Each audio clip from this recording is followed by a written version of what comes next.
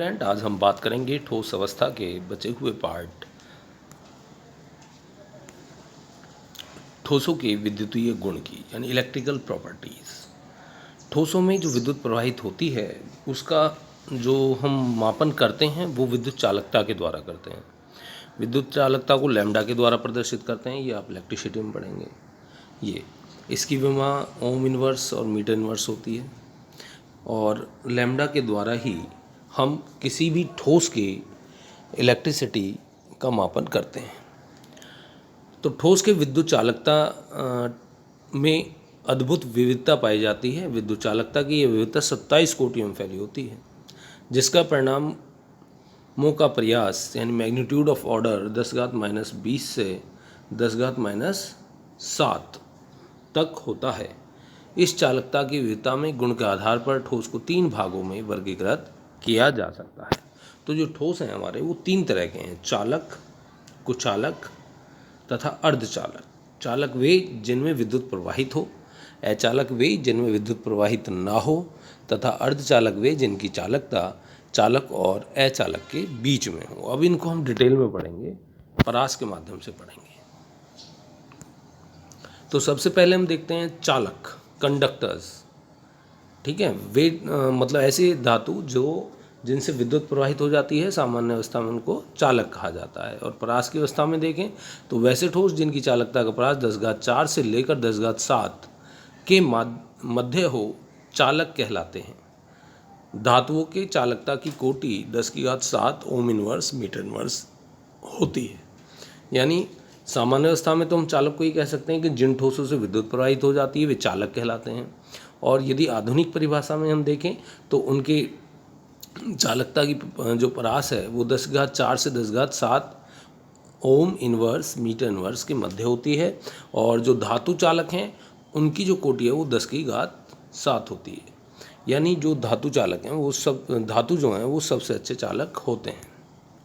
Second है आपका विद्युत रोधी, इंसुलेटर।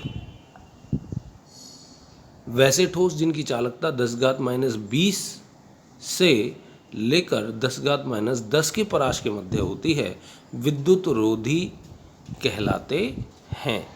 विद्युत रोधी या इंसुलेटर क्या होते हैं? सामान्य अवस्था में वे होते हैं जिनसे होकर विद्युत प्रवाहित नहीं होती है। तो इनकी परास कितनी है? 10⁻⁻20 से लेकर 10⁻⁻10 होती है।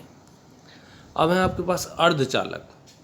अर्धचालक वैसे ठोस जिनकी चालकता 10⁻⁻6 से 10⁻⁻4 के परास के मध्य होती है, अर्धचालक या सेमीकंडक्टर कहलाते हैं। ठीक है, यानी जो सेमीकंडक्टर हैं वो चालक और आपके अचालक के बीच में होते हैं अर्धचालक। ठीक है, उनकी जो परास है लैम्डा की वो उनके बीच में होती है। आप धातुओं में विद्युत चालन यानी conduction of electricity in metals. एक चालक में विद्युत का चालन इलेक्ट्रॉन अथवा आयनों के मूवमेंट के कारण होता है। यदि कोई भी धातु है उसमें इलेक्ट्रॉन का जो संचालन होता है वो किसकी वजह से होता है? इलेक्ट्रॉन के मूवमेंट की वजह से होता है। तो धातुओं में विद्युत का चालन इलेक्ट्रॉन की गति के द्वारा तथा इलेक्ट्रोलाइट्स में विद्युत का चालन आयनों की गति के कारण होता है। यानी यदि आप किसी धातु को देखें तो उनमें उसका विद्युत चालन देखें। मान लीजिए M एक धातु है तो इसमें विद्युत का चालन किस कारण होता है? क्योंकि ये जो धातु है ये इलेक्ट्रॉन को बहुत आसानी से त्याग सकती है। मान लीजिए N इलेक्ट्रॉन का त्याग कर रही है, तो इसमें विद्युत का चालन किसके कारण है? इलेक्ट्रॉन के त्याग के कारण है। दूसरी बात करें इलेक्ट्रोलाइट की। इलेक्ट्रोलाइट वे होते हैं जो जल में डालने पर धनायन तथा ऋणायन में टूट जाते हैं। जैसे NaCl को यदि आप जल में डाल दें आप तो ये धनायन और ऋणायन में टूट जाएगा, Na+ और Cl-। तो इसे कहेंगे हम इलेक्ट्रोलाइट। तो वहाँ पर क्या होगा? विद्युत का जो प्रवाह होगा वो इन आयनों की गति के कारण ही होगा। सपोज कीजिए आपके पास ये एक पात्र है, यहाँ इसमें 2 इलेक्ट्रोड लगे हुए हैं जिनमें से एक कैथोड और एक एनोड है, और ये एक ट्रांसफार्मर जोड़ दिया गया और यहाँ पर NaCl का विलयन है। किसका विलयन है? NaCl का विलयन है। ठीक है, तो NaCl का है जो विलयन है इसमें Na आयन और Na+ आयन और Cl- आयन होंगे। तो ये जो Na+ आयन हैं ये किधर जाएंगे? माइनस रॉड की तरफ जाएंगे। यानी ये जो टूटा होगा विलयन में Na+ की फॉर्म में होगा, और ये Na+ कहाँ गए? इस रॉड पे जाके इकट्ठे हो गए। दूसरा आपका Cl- होगा, Cl- किस रॉड की तरफ हो गए मूवमेंट, धन रॉड की तरफ हो गए, यानी विपरीत आवेशित रॉड की तरफ ये जो आयन हैं जा रहे हैं, जिसकी वजह से विद्युत प्रवाहित हो रही है। धातु ठोस तथा गलित दोनों अवस्थाओं में विद्युत का चालन करते हैं। जो धातु हैं इनमें जो विद्युत का मूवमेंट होता है ठोस अवस्था में भी होता है और गलित अवस्था में भी होता है। धातु में विद्युत का चालन प्रति परमाणु संयोजी इलेक्ट्रॉन पर निर्भर करता है, यानी उनकी संयोजी कक्षा में कितने इलेक्ट्रॉन उपस्थित हैं जिन्हें वो आसानी से त्याग सकते हैं, उस पर ही धातु का विद्युत चालन निर्भर करता है। लेकिन जो इलेक्ट्रोलाइट्स हैं वो ठोस अवस्था में विद्युत का संचालन नहीं करते हैं, लेकिन वो गलित अवस्था में जरूर करते हैं, क्योंकि गलित अवस्था में जो विद्युत अपघटय या इलेक्ट्रोलाइट्स हैं वो विपरीत आवेशित आयनों में टूट जाते हैं। तो ये अंतर है धातु में और इलेक्ट्रोलाइट्स में, यानी धातु ठोस और गलित दोनों अवस्थाओं में विद्युत का संचालन करते हैं, जबकि विद्युत अपघटय केवल गलित अवस्था में विद्युत का संचालन करते हैं, ठोस अवस्था में संचालन नहीं करते हैं। नेक्स्ट आपके धातु के परमाणु कक्षाएं मिलकर, देखिए इस पॉइंट को बड़ा आप ध्यान से समझेंगे कि ये इलेक्ट्रिसिटी किस तरीके से प्रभावित होती है, इस पॉइंट को उसके लिए समझना बहुत आवश्यक है। धातु के परमाणु कक्षाएं मिलकर आणविक कक्षाएं बनाती हैं, यानी पहले परमाणु कक्षाएं होती हैं, वो जब संयुक्त होती हैं मतलब परमाणुओं से मिलकर क्या बने होते हैं, अणु, मॉलिक्यूल्स, यानी atom plus atom is equal two molecule. ठीक है, तो इनके एटॉमिक ऑर्बिटल मिलकर क्या बनाते हैं, मॉलिक्यूलर ऑर्बिटल, यानी आणविक कक्षक बनाते हैं। परमाणु कक्षक आपस में मिलकर क्या बनाते हैं, मॉलिक्यूलर ऑर्बिटल, यानी कि आणविक कक्षक बनाते हैं। इन कक्षाओं की ऊर्जा इतनी आसपास होती है, ये जो आणविक कक्षाएं बनती हैं इनकी ऊर्जा इतनी आसपास होती है कि एक बैंड बना लेती हैं। इनकी ऊर्जा में कोई ज़्यादा अंतर होता नहीं है, पास पास होती हैं, तो ये क्या बना लेती हैं, बैंड बना लेती हैं। मान लिया एक कक्षक ये है, एक कक्षक ये है, ये क्या बन गए, इनके बैंड बन गए। यदि बैंड आंशिक रूप से भरा हुआ है, मान लीजिए कोई बैंड है इलेक्ट्रॉन से आधा भरा हुआ है, अथवा यह एक उच्च ऊर्जा वाले रिक्त चालकता बैंड के साथ ओवरलैप करता है, ये अगला एक बैंड है इसके साथ ये ओवरलैप करता है, तो विद्युत क्षेत्र में इलेक्ट्रॉन आसानी से प्रवाहित हो सकते हैं, जिससे धातु चालकता दर्शाती है। यानी ये इलेक्ट्रॉन यहाँ आसानी से शिफ्ट हो सकता है। यहाँ पर इलेक्ट्रॉन था, यहाँ उच्च ऊर्जा वाला एक कक्षक था, तो ये इलेक्ट्रॉन यहाँ पर आसानी से शिफ्ट हो सकता है। लेकिन कब, जब धातु में दोनों बैंड एक दूसरे के पास पास होंगे तो वो कहलाएगी धातु। यानी परमाणुविक जो कक्षक हैं, जो एटॉमिक ऑर्बिटल हैं, वो आपस में मिलकर आणविक जो कक्षक बना रहे हैं, यहाँ पर वो बैंड कहलाते हैं। और ये बैंड में जो आपके कक्षक हैं ये ओवरलैप भी करते हैं, और धात्विक बैंड एक दूसरे के इतने नज़दीक होते हैं कि इलेक्ट्रॉन का आवागमन वहाँ बहुत तीव्र गति से होता है। अब इनकी विस्तार से चर्चा करेंगे आगे। देखिए आंशिक रूप से पूरित बैंड, यहाँ पर ये जो धातु है वो आंशिक रूप से पूरित बैंड दिखाया गया है। ये आधा भरा हुआ बैंड है, यहाँ आसानी से ये जो इलेक्ट्रॉन ऊपर ट्रांसफ़र कर सकते हैं। एक धातु में एक कंडीशन ऐसी आती है कि जब एक तो आंशिक रूप से भरा हुआ एक फुल भरा हुआ बैंड है और एक दूसरा खाली बैंड है, और ये दोनों एक दूसरे को ओवरलैप कर जाते हैं, तो यहाँ तो गति इलेक्ट्रॉन के मूवमेंट की बहुत ज़्यादा होती है। जैसे ही आपने धातु को गर्म किया या विद्युत प्रवाहित की, इलेक्ट्रॉन खट से ऊपर पहुँच गया। ठीक है, और इलेक्ट्रॉन का मूवमेंट ही क्या कहलाता है, विद्युत का संचालन कहलाता है। तार में जो इलेक्ट्रिसिटी पास होती है, क्या होता है, हमने यहाँ से स्विच ऑन किया और वहाँ जाकर लाइट जल गई, अब वो क्या रहा है, तो बिजली भाग रही है। क्या बिजली कुछ है, क्या नहीं है। बिजली यानी electricity is the movement of electron. Electricity जो है वो इलेक्ट्रॉन का गति है, गतिशील इलेक्ट्रॉन ही विद्युत उत्पन्न करते हैं। यदि भरे हुए संयोजी बैंड तथा आगामी उच्च रिक्त बैंड के बीच की दूरी अधिक है, यानी हमारा जो भरा हुआ बैंड है और जो दूसरा बैंड है उनके बीच की दूरी अधिक है, तो इलेक्ट्रॉन उसे लांघ नहीं सकते। अब मान लीजिए हमारे पास दो बैंड थे, एक ये भरा हुआ था और एक ऊपर ये खाली था, तो इस कंडीशन में जो ये जो इलेक्ट्रॉन है ना, यहाँ से वहाँ नहीं पहुँच पाएंगे। जब वहाँ नहीं पहुँच पाएंगे तो विद्युत प्रवाहित कैसे होगी। ठीक है, इसे लांघ नहीं सकते, और इस स्थिति में पदार्थ की चालकता काफ़ी कम होगी तथा वह विद्युत रोधी की तरह व्यवहार करता है। तो यहाँ पर इसका डायग्रामेटिक वो दिखाया गया है, अचालक कहलाते हैं ये। ये चालन बैंड है और ये पूरित बैंड है, ये भरा हुआ बैंड है। अब यहाँ से आपने ऊर्जा दी तो ये इलेक्ट्रॉन यहाँ से यहाँ ट्रांसफ़र ही नहीं हो पाया। जब ट्रांसफ़र नहीं हो पाया तो ये क्या कहलाया? अचालक, यानी यहाँ पर विद्युत प्रवाहित नहीं होगी। ये एक निषिद्ध क्षेत्र के अंतर्गत यहाँ बहुत ज़्यादा अधिक ऊर्जा की आवश्यकता है जिससे वो धातु में विद्युत का ऊर्जा संचालन हो सके।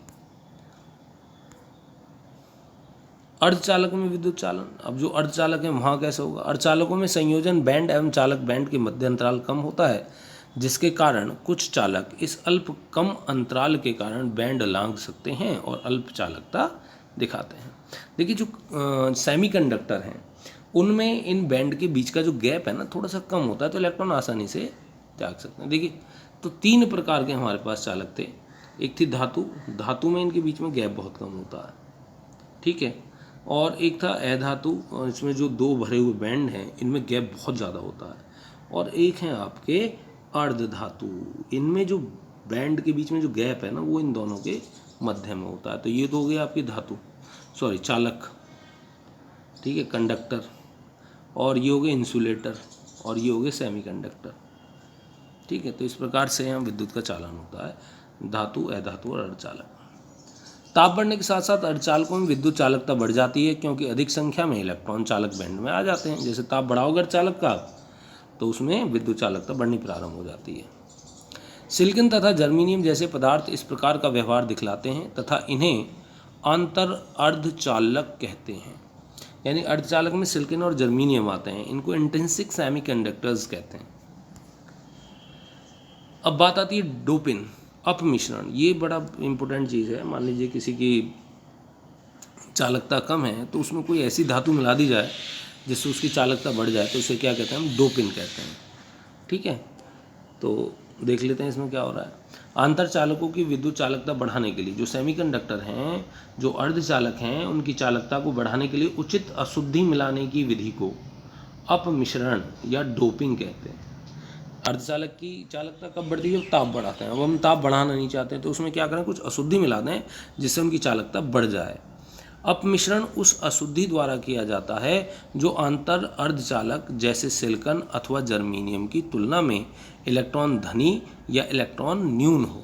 हमने देखा कि अर्धचालक कौन थे? अपमिश्रण उन अशुद्धि द्वारा किया जाता है जो आंतर अर्धचालक हमने भी 2 अर्धचालक की बात की। तो सिलिकॉन की इसकी वैलेंसी कितनी है? 4 है, ठीक है। इसको ध्यान से समझना आप। वैलेंसी होती है इसकी 4 संयोजकताएं हैं इसकी।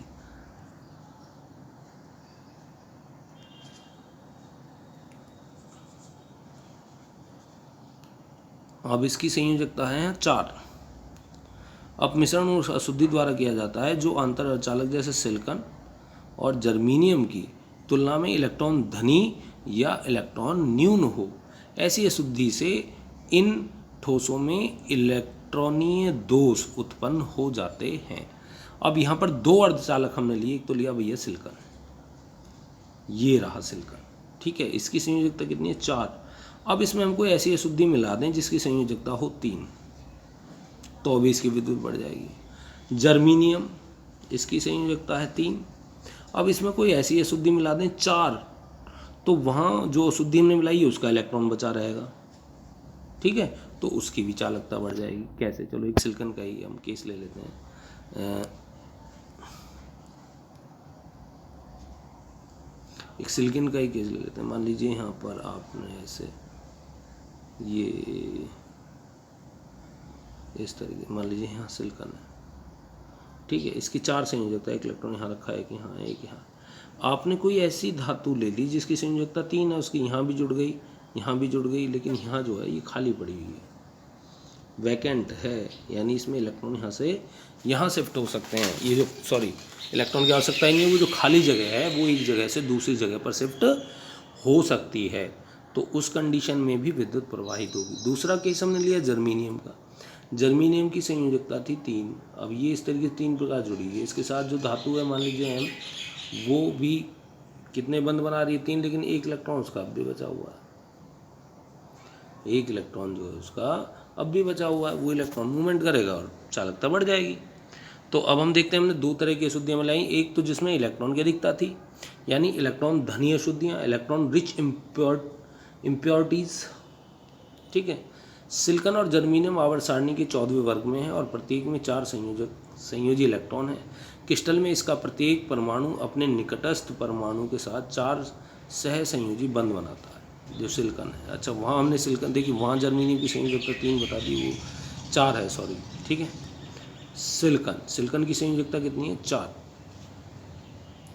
तो यहाँ हमारे पास संयोजकता हो गई 4, यानी सिलिकॉन और जर्मेनियम आवर्त सारणी के कौन से वर्ग में है? 14वें में है।